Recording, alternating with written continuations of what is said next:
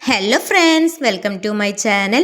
15 minute കൊണ്ട് fridge പുതുപുത്തനാക്കാൻ പറ്റിയ നല്ല നല്ല ടിപ്സുകളാണ് ഇന്നത്തെ വീഡിയോയിൽ ഉൾപ്പെടുത്തിയിട്ടുള്ളത്. ദുർഗന്ധം, കറ, ഐസ് പിടിക്കൽ എല്ലാം എളുപ്പത്തിൽ മാറ്റാൻ പറ്റിയ ഫ്രിഡ്ജ് ക്ലീനിങ്ങിൻ്റെ ടിപ്സാണ്. അപ്പോൾ എല്ലാവരും വീഡിയോ സ്കിപ്പ് ചെയ്യാതെ തന്നെ കാണാനായിട്ട് ശ്രമിക്കുക. ആദ്യമായിട്ട് വീഡിയോ കാണുന്ന പുതിയ കൂട്ടുകാർ സബ്സ്ക്രൈബ് ചെയ്ത് സപ്പോർട്ട് ചെയ്യാനായിട്ട് മറക്കരുത്. വീഡിയോ നിങ്ങൾക്ക് ഇഷ്ടപ്പെടുകയാണെങ്കിൽ ലൈക്ക് അടിക്കുകയും നിങ്ങളുടെ കുടുംബങ്ങളിലേക്കും സുഹൃത്തുക്കളിലേക്കും ഷെയർ ചെയ്ത് കൊടുക്കുക കൂടി ചെയ്യണേ.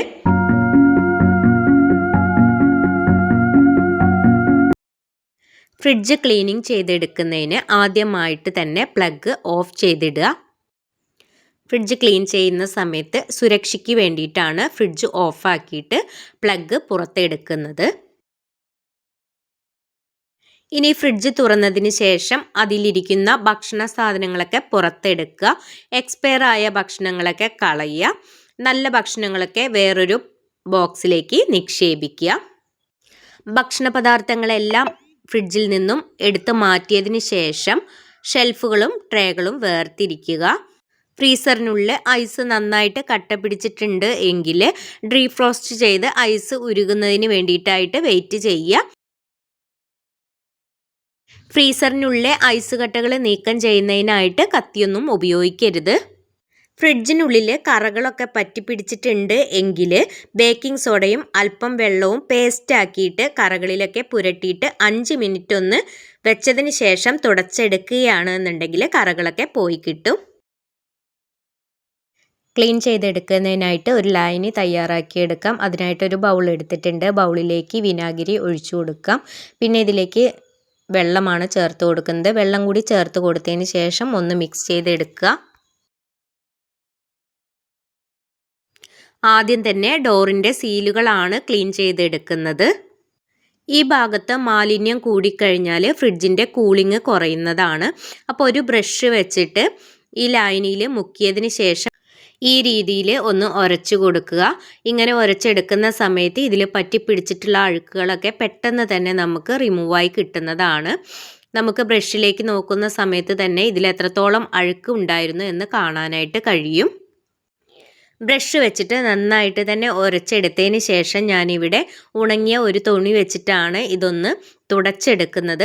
ആ സമയത്ത് ഇതിൽ എത്രത്തോളം അഴുക്കുകളുണ്ട് എന്നൊക്കെ നമുക്ക് കാണാനായിട്ട് കഴിയും. അപ്പോൾ ഈ രീതിയിലൊക്കെ എല്ലാവരും ഫ്രിഡ്ജൊന്ന് ക്ലീൻ ചെയ്തെടുക്കാനായിട്ട് ശ്രദ്ധിക്കുക. അപ്പോൾ ഡോറൊക്കെ ഈ രീതിയിൽ നന്നായിട്ട് തന്നെ ക്ലീൻ ചെയ്ത് എടുത്തിട്ടുണ്ട്. ഇനി നമുക്ക് ഫ്രിഡ്ജിൻ്റെ ഉൾവശം നന്നായിട്ട് തന്നെ ഒന്ന് ക്ലീൻ ചെയ്തെടുക്കണം. അതിനായിട്ട് ഫ്രിഡ്ജിനുള്ളിലുള്ള ഭക്ഷണാവശിഷ്ടങ്ങളൊക്കെ ഒന്ന് നീക്കം ചെയ്യുക. അതിനുശേഷം ഇതുപോലെ ഒരു കോട്ടൻ്റെ തുണിയോ അല്ലെങ്കിൽ ടവലോ വെച്ചിട്ട് ഈ വെള്ളത്തിലൊന്ന് മുക്കിയെടുത്തതിന് ശേഷം ഒന്ന് തുടച്ചു കൊടുക്കുക. നമ്മൾ ചെറുതായിട്ടൊന്ന് തുടച്ചു കൊടുക്കുന്ന സമയത്ത് തന്നെ ഫ്രിഡ്ജ് നന്നായിട്ട് തന്നെ ക്ലീനായിട്ട് കിട്ടും. ഈ രീതിയിൽ നമ്മൾ ചെയ്തെടുക്കുകയാണെങ്കിൽ ഫ്രിഡ്ജിനുള്ളിലുള്ള സ്മെല്ലൊക്കെ നമുക്ക് മാറിക്കിട്ടുന്നതാണ്. ഫ്രിഡ്ജിൻ്റെ ഉൾഭാഗം തുടയ്ക്കുന്നതിനായിട്ട് ചുടുവെള്ളത്തിൻ്റെ ഒപ്പം ബേക്കിംഗ് സോഡയോ അല്ലെങ്കിൽ വെളിച്ചെണ്ണ, സോപ്പ്, വിനാഗിരി ഇവയൊക്കെ ഉപയോഗിച്ച് നമുക്ക് ക്ലീൻ ചെയ്തെടുക്കാനായിട്ട് കഴിയും. ദുർഗന്ധം ഒഴിവാക്കാനായിട്ട് നാരങ്ങയുടെ വെള്ളം ചേർത്തും നമുക്ക് തുടച്ചെടുക്കാവുന്നതാണ്. ഇനി ഷെൽഫുകളും ട്രേകളൊക്കെ ഒന്ന് ക്ലീൻ ചെയ്തെടുക്കാം. അതിനായിട്ട് ചുടുവെള്ളത്തിൽ സ്വല്പം ലിക്വിഡ് ചേർത്തിട്ടാണ് ഞാൻ ക്ലീൻ ചെയ്തെടുക്കുന്നത്. ഷെൽഫുകളും ട്രേകളും കഴുകിയെടുത്തതിന് ശേഷം ഉണങ്ങാനായിട്ട് ഇതുപോലെ കമിഴ്ത്തി വെച്ച് കൊടുത്തിട്ടുണ്ട്.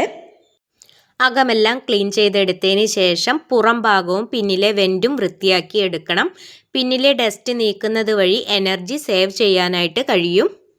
പുറം ഭാഗത്ത് ഇതുപോലെ വെള്ളം നിൽക്കുന്ന ഈ പാത്രം അഴിച്ചെടുത്ത് നന്നായിട്ട് തന്നെ ക്ലീൻ ചെയ്തെടുത്തതിന് ശേഷം ഫിറ്റ് ചെയ്ത് കൊടുക്കുക. അപ്പോൾ ഇതാ ഇവിടെ ഫ്രിഡ്ജൊക്കെ നന്നായിട്ട് തന്നെ ക്ലീൻ ചെയ്ത് എടുത്തിട്ടുണ്ട്. അതിനുശേഷം ഞാനിവിടെ ഒന്ന് ഓണാക്കി ഇട്ടിട്ടുണ്ട്. ഇനി ഇതിലേക്ക് നമ്മൾ കഴുകി ക്ലീനാക്കി വെച്ചിരിക്കുന്ന ട്രേകളൊക്കെ നമുക്ക് ഒന്ന് ഫിറ്റ് ചെയ്ത് കൊടുക്കാം. ട്രേകളും ഷെൽഫുകളൊക്കെ വെക്കുന്ന സമയത്ത് എല്ലാം നന്നായി ഉണങ്ങി എന്ന് ഉറപ്പ് വരുത്തിയതിന് ശേഷം മാത്രം വെക്കുക. വെള്ളത്തിൻ്റെ അംശമൊക്കെ ഉണ്ടെങ്കിൽ ദുർഗന്ധവും ഫംഗസും വരാനിടയുണ്ട്. ഐസ് പിടിക്കുന്നത് കുറയ്ക്കാനായിട്ട് ഡോർ ഗാസ്കറ്റ് നന്നായിട്ട് തുടയ്ക്കുക. അല്പം വാസ്ലിൻ പുരട്ടി കൊടുക്കുകയാണെങ്കിൽ എയർ ലീക്ക് കുറയ്ക്കാനായിട്ട് കഴിയും. വെജിറ്റബിൾ ബോക്സിൻ്റെ അടിയിൽ ടിഷ്യൂ പേപ്പർ വെച്ചതിന് ശേഷം വെജിറ്റബിളൊക്കെ വെച്ച് കൊടുക്കുകയാണ് എന്നുണ്ടെങ്കിൽ വെജിറ്റബിൾ പെട്ടെന്ന് കേടുകൂടാതെ ഇരിക്കാനായിട്ട് സാധിക്കും. ടിഷ്യൂ പേപ്പർ അതിലെ ഈർപ്പൊക്കെ കുടിച്ച് പച്ചക്കറികൾ കൂടുതൽ നാൾ ഫ്രഷായിട്ട് നിലനിർത്തുകയും ചെയ്യും. ഫ്രിഡ്ജ് ഏത് സമയത്തും ക്ലീൻ ആയിട്ട് ഇരിക്കുന്നതിനായിട്ട് ഇതുപോലെയുള്ള ബോക്സുകളിലാക്കിയിട്ട് നമ്മൾ ഫുഡുകളൊക്കെ സൂക്ഷിച്ച് വെക്കുകയാണെങ്കിൽ വളരെ പെട്ടെന്നൊന്നും ഫ്രിഡ്ജ് വൃത്തികേടാവുകയില്ല. മാസത്തിൽ ഒരിക്കലെങ്കിലും ഫ്രിഡ്ജ് ഈ രീതിയിൽ ക്ലീൻ ചെയ്യുകയാണെങ്കിൽ എന്നും പുതുപുത്തനായിട്ട് ഉപയോഗിക്കാം.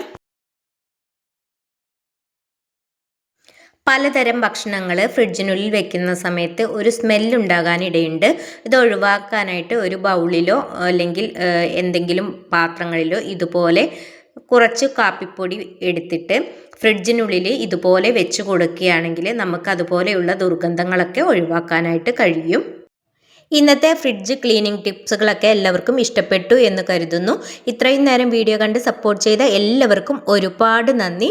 അടുത്ത നല്ലൊരു വീഡിയോയുമായി കാണുന്നതുവരേക്കും എല്ലാവർക്കും ബായ്.